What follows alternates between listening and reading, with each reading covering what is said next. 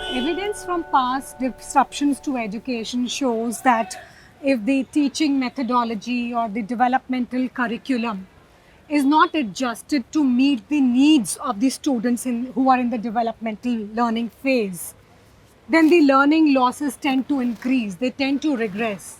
Is that true? Absolutely. Absolutely.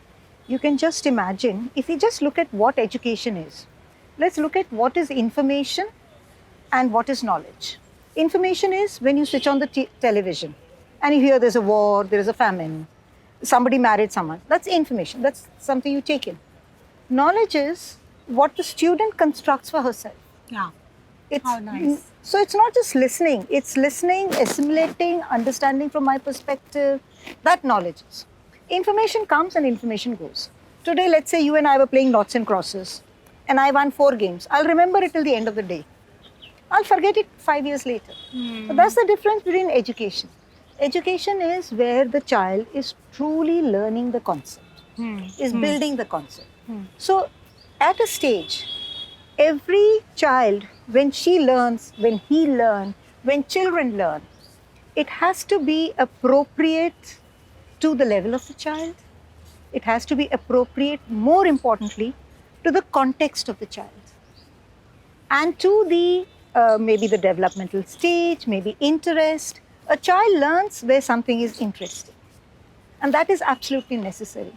So I do hope that post-pandemic, when there is so much of surge and interest into the field of education, I do hope that we are looking at regular education also the same particular way. So that, you know, as we are trying to fix right now only a gap in education, we should try to look at education like this always. Reimagine it that way now. Yeah, I want to give you another example. Sure. So last year when I was teaching my students, we did a little project where I asked them to contact school students and tell how many of the children learnt about the pandemic from school.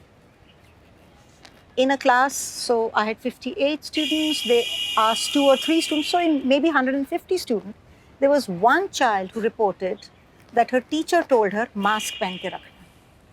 Now, why is it that this doesn't become an aspect of education? Right. It should have been. Yeah. We can't say there were gaps. Now, here there is a huge gap. The teachers, the students, the teachers should have been talking about the conceptual learning because of the pandemic, through the pandemic. Right. So I feel very strongly about this, that we must treat education as a subject, not just as a subject, as something that will have a deep impact into the lives of children. And that's the kind of recovery mix that you're also recommending? Absolutely, absolutely.